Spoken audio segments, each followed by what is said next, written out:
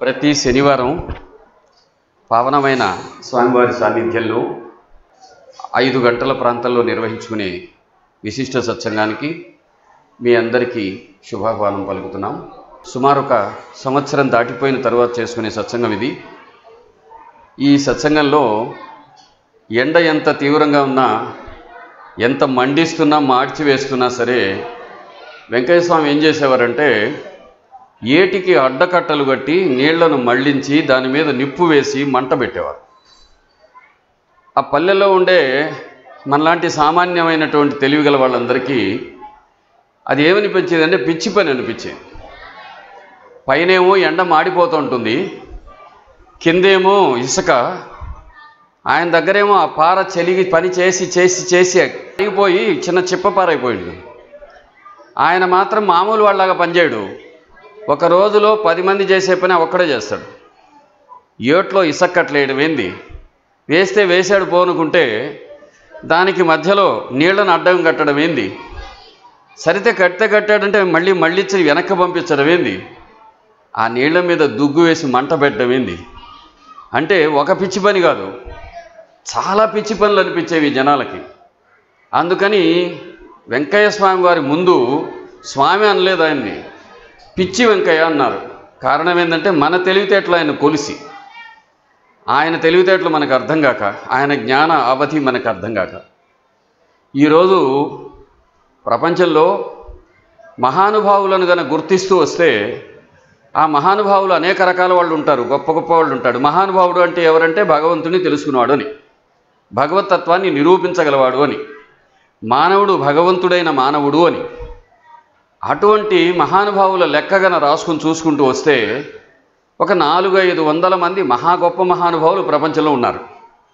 అటువంటి 400-500 మంది మహానుభావులు అందరిలో మానవులకు దగ్గరగా శ్రేష్టతమంగా ఉన్న మహాపురుషులు ఎవరు అంటే వాళ్ళు కొంతమంది కొన్ని మతాలకు, కొన్ని ప్రాంతాలకు, కొన్ని ఆచారాలకు, సంప్రదాయాలకు ఇట్లా ఉంటారు, కొన్ని నియమాలకు, కొన్ని నిష్టలకు ఇట్లా ఉంటారు. అట్లా కాకుండా అందరూ మానవులకు ఉపయుక్తకరంగా ఉండేటువంటి మహాపురుషులు ఎవరు అని చూస్తే షిరిడీలో సాయిబాబా వారు ఈ పద్ధతిలో ఆధ్యాత్మిక చక్రవర్తిగా ఈరోజు ప్రపంచంలో విరాజిల్లుతున్నాడు. ఒకప్పుడు కలియుగ దైవం వెంకటేశ్వర స్వామిని ఎలా అనుకున్నారో అదే రీతిలో ఈరోజు మహాపురుషులలో సాయిబాబాను అనుకుంటున్నారు. ఆ బాబావారికి పూర్వం రామకృష్ణుడు, రమణ మహర్షి ఇట్లాంటి మహాపురుషులు కొందరు ఉన్నారు. అయితే వీళ్ళందరూ షిరిడీ సాయిబాబా వారు ఒక్క దగ్గరే ఉండి అక్కడే అగ్నిహోత్రం వేసి వచ్చిన వాళ్ళని అనుగ్రహించి ఆదరించి భక్తుల హృదయాలలో సుస్థిర స్థానం తెచ్చుకొని ఈరోజు మానవ అభ్యున్నతికి ఉపయోగపడే మహనీయులలో ఆయన ఒకరుగా ఉన్నారు. అటువంటి సాయినాథుల వారు ఒకవైపు ఉంటే, ఆయన అదే వరవడిలో పేదవాడి ఇంటికి వచ్చి వాడి కన్నీళ్లు తుడిచి అతడింట్లో అగ్నిహోత్రం వెలిగించి, ఒకనాడు ఋషులు, రాజులు, చక్రవర్తుల ఇళ్లలో మాత్రమే ప్రజాహితం కోరి ఎక్కడో మాత్రమే చేసినటువంటి అగ్నిసేవ ధుని గుండం పేదవాడి ఇంట్లో వెలిగించాడు. వాడి గుండెలో వెలిగించడానికి ప్రయత్నం చేశారు జ్ఞానాగ్నిని. ఆ విధంగా కృషి చేసిన మహాత్ముడు మానవ చరిత్రలో అరుదైన మహాత్ములలో విశిష్టతముడు వెంకయ్య స్వామి.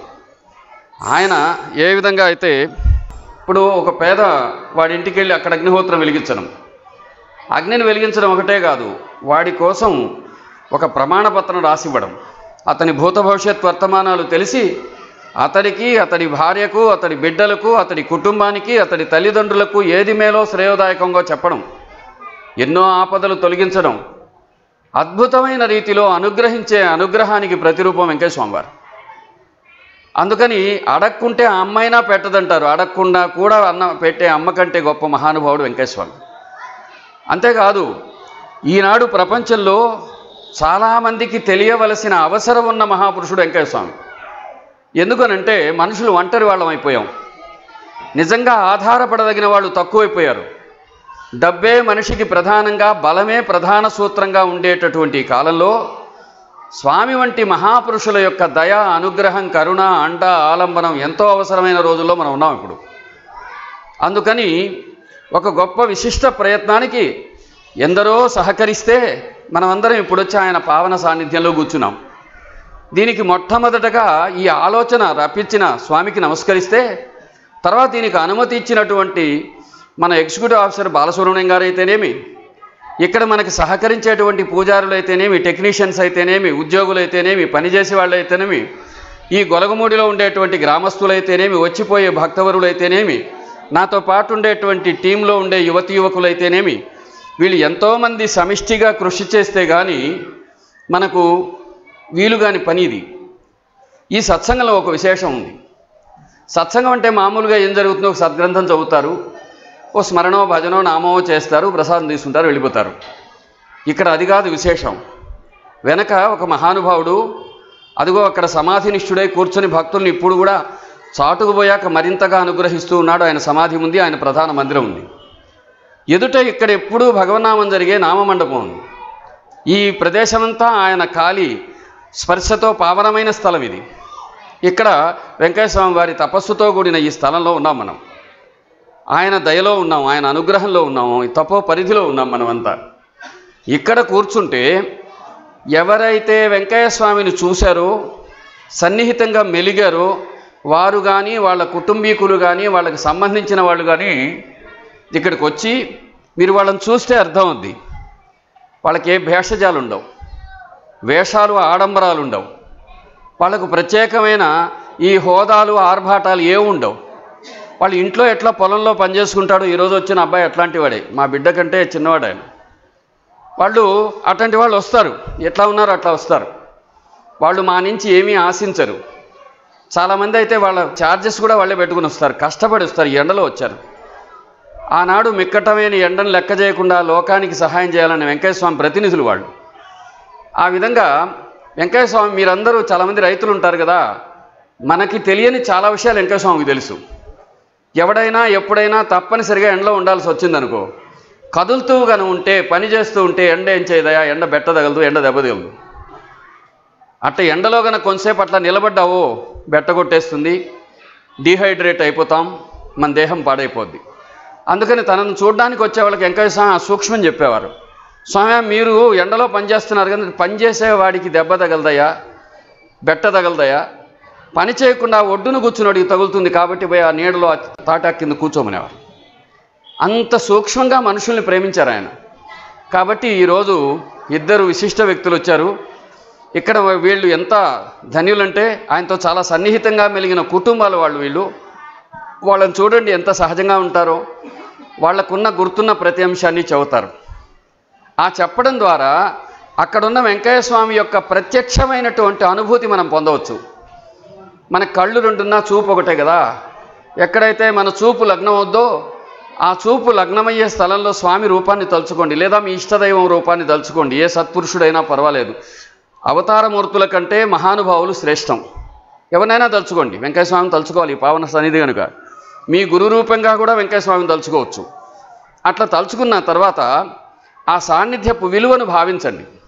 భావించి ఇక్కడికి వచ్చిన ఈ క్షణాలు ఆయన దయ వల్ల, కరుణ వల్ల వచ్చామనుకొని స్మరణ చేస్తూ గన శ్రద్ధగా పాల్గొంటే ఈ క్షణాలు మన జీవితంలో మహాధన్యం అవుతాయి. ఒక ఇదే కాదు, ఆ తర్వాత ఏమవుతుందంటే, మీకు తెలిసిన వాళ్ళకి ఎవరికైనా స్వామి యొక్క ఈ లీల చెప్పండి. ఏమయ్యా నిన్న ఆడిపోయామని అడిగారు అనుకో, గొలవమూడి పోయాను, అయితే ఏం సంగతులు అంటే వెంకయ్య స్వామి లీల కూడా చెప్పండి. దాని ద్వారా అతనికి ఏదన్నా మేలు జరిగితే అది మీకు కూడా గొప్ప ధర్మము, పుణ్యము, మానవ జన్మ ఎత్తినందుకు ప్రయోజనం అవుతుంది. అందుకని ఆ విధంగా సాటి మనిషికి మేలు జరిగే మాట చెప్పడాన్ని సత్సంగం అంటారు. సత్సంగం అంటే అర్థం ఏంటంటే, ఉపన్యాసాలు మైకులు పెట్టుకొని ఇది కాదు, అవతల మనిషిని మార్చుకోవడానికి వీలైనట్టు చేసే ప్రతి పని సత్సంగమే. అటువంటి విశిష్టమైన సత్సంగం ఇది. ఈరోజు ఇది ఇక్కడ మనం ఏదైతే జరుపుకుంటున్నామో, రేపు సాయంకాలంలోగా దీన్ని ఇంటర్నెట్లో చూడొచ్చు. ఆ విధంగా అనేక మంది చూశారు. ఈరోజు ఒకరు వచ్చి ఉన్నారు కూడా, ఇక్కడికి రాలేకపోయారు అనివార్యమైన కారణాల వల్ల. రేపు పదయాత్ర వరకు ఉండడానికి అమెరికా లాంటి దేశాల నుంచి కొంతమంది ఇప్పటికే వచ్చి ఉన్నారు. వాళ్ళందరూ ఈ మన విశిష్ట సత్సంగంలో పాల్గొని చూసిన భక్తుల్ని ఇంటర్నెట్ ద్వారా చూసి వచ్చిన వాళ్ళు. అంటే నిజమైన జ్ఞానానికి, స్వామి కరుణకు ఎల్లలు లేవన్నమాట. అటువంటి పావనమైన స్థలంలో ఉన్నాం మనం. యథారీతిగా స్వామి మీద కొన్ని శ్లోకాలు చదువుకొని పలికి ఆయనకు నివాళి అర్పించి ఆ తర్వాత ఈ సత్సంగాన్ని కొనసాగించుకుందాం.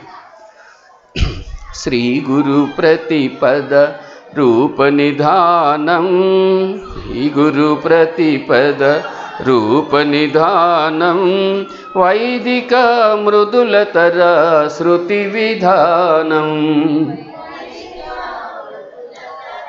శృతి విధానం వైదిక మృదులతర శృతి విధానం శృతి విధానం పరమ సద్గురో జ్ఞాన స్వరూప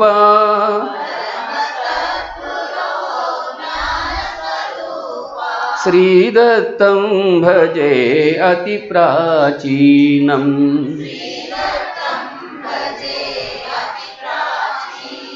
శ్రీ స్వామిం భజే అతి ప్రాచీనం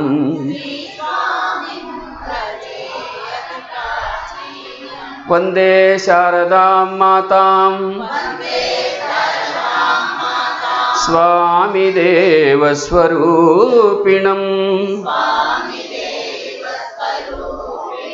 వసత్వం మమ జిహ్వాగ్రే సర్వధర్మ ప్రచోదయాత్ శ్రీ స్వామి హే చరాచర సుఖాభిలాషీ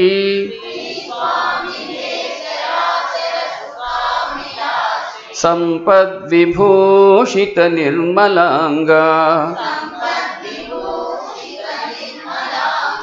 అగ్ని ప్రపూజిత దయాస్ఫురదరుణాంశు దయాస్ఫురదరుణాంశు శ్రీకర వశీకర విస్ఫులింగ శరత్కాల చంద్రికా గురు కరుణా స్పందిత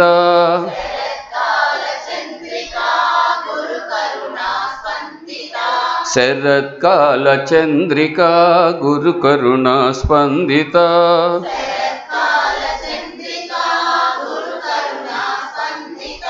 గంగాఝరి ప్రవాహిక బోధామృత ప్రసాదిత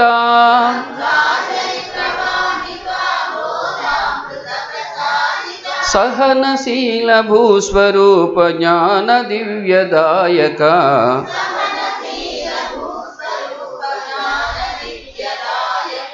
సహనశీల భూస్వరూప జ్ఞాన దివ్యదాయక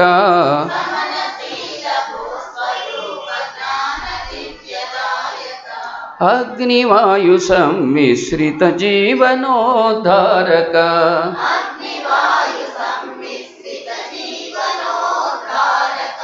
శరత్కాల చంద్రికా గురు కరుణా స్పందిత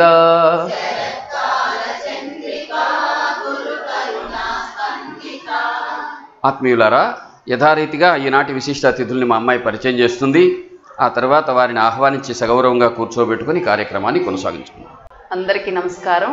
ఈరోజు మన విశిష్ట సత్సంగానికి చింతలాత్మకూరు నుంచి వేలూరు విజయలక్ష్మి, కొరకోటి వెంకటేశ్వర్లు గారు విచ్చేస్తున్నారు. వీరి తాత తండ్రుల నుంచి స్వామి భక్తులు కావటం వల్ల వీరికి స్వామి చిన్న వయసు నుంచే తెలుసు. వీరిద్దరిలో విశేషం ఏంటంటే వీళ్ళిద్దరూ స్వామి దయతో అనుగ్రహించి జన్మించిన వారు కావడం ఈరోజు ముఖ్య విశేషం.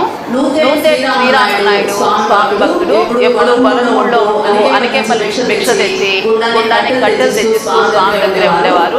వారికి ముగ్గురు సంతానం అయితే వారి పెద్ద కూతురు బిడ్డ కొరకోటి వెంకటేశ్వర గారు ఈరోజు వచ్చున్నారు. వారి తల్లి 11 సంవత్సరాల సంతానం లేక స్వామిని వేడుకుంటే అప్పుడు ఈ అబ్బాయి 2 అమ్మాయిలు కలుగుతారని స్వామి నిర్ణయించారు.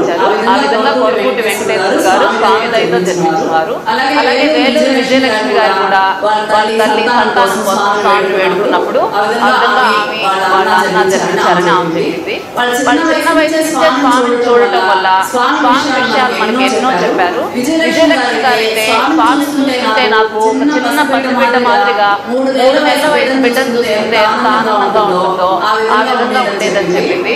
చెర్లోపల్లి ఆడపడుచుగా ఉండడం వల్ల వీరి తండ్రి పెంతాని వంశీయులు వీళ్ళందరూ ఎప్పుడు వీరింటి దగ్గరే స్వామి గుండం వెలిగించడం, వీరింటి దగ్గర ఉండటం వల్ల స్వామి గురించి ఎన్నో విషయాలు మనకి ఈ ద్వారా తెలిసాయి. చెల్లోపల్లిని స్వామి విశేషంగా ఆశీర్వదించారు.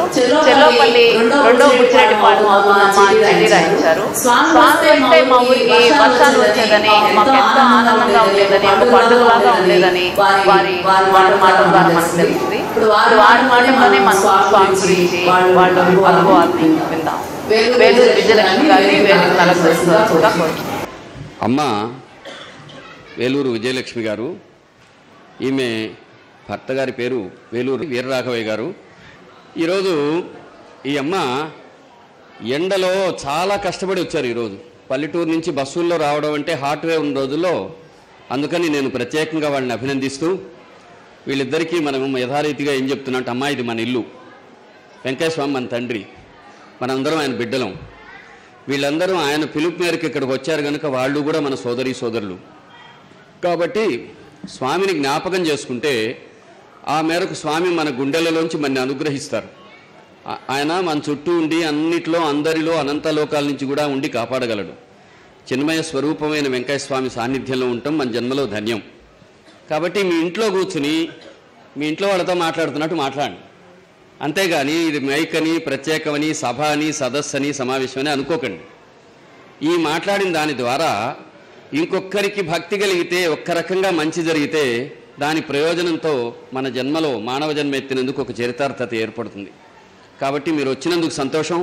ఇప్పుడు ఇక్కడికి వచ్చిన వాళ్ళలో అక్షర జ్ఞానం లేని వాళ్ళు ఉన్నారు, చదువుకున్న వాళ్ళు ఉన్నారు, ఉద్యోగాలు చేసేవాళ్ళు ఉన్నారు, రిటైర్ అయిన వాళ్ళు ఉన్నారు, అట్లాగే పల్లెల నుంచి బిడ్డలు తీసుకొచ్చిన పేదలు ఉన్నారు, సంపన్నులు ఉన్నారు, ఇదిగో ఈ అమ్మాయిలాగా ఐఐటీలో మెడ్రాస్లో చదువుకునేవారు ఉన్నారు. అదేవిధంగా అనేక రకాలుగా సమాజంలో ఉండే అన్ని వర్గాల నుంచి, రంగాల నుంచి వచ్చిన వ్యక్తుల యొక్క సమితి ఇది. మనందరం స్వామి భక్తులం, స్వామి యొక్క అనుగ్రహంతో మన జీవితాలు పండించుకోవాలని భావిస్తున్న వాళ్ళం.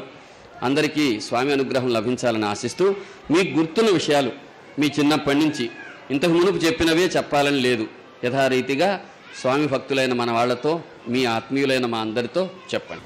శ్రీ గురుభ్యో నమః. గురు బ్రహ్మ గురు విష్ణు గురుదేవో మహేశ్వర గురు సాక్షాత్ పరబ్రహ్మ తస్మై శ్రీ గురువే నమః. అయ్యా, మాది తుమ్మల తలుపూరు, చెర్లోపల్లి గ్రామము. నేను చెర్లోపల్లిలో 61లో జన్మించాను. మా తల్లిదండ్రులకు పెండ్లైన తర్వాత 20 సంవత్సరాల వరకు సంతానం లేదు. తర్వాత స్వామి అక్కడికి చలమానాయుడు అని ఆయన్ని తీసుకొని వచ్చారంట. తర్వాత మా తోటలోకి పోయి చూసి అక్కడ పెద్ద మర్రి చెట్టు నింది. ఆ చెట్టు కిందకు పోయి అక్కడ మా అమ్మమ్మ అడిగింది, అయ్యా వీళ్ళకి ఇంతకాలం అయింది ఇంకా సంతానం లేదు అని చెప్పని అడిగింది.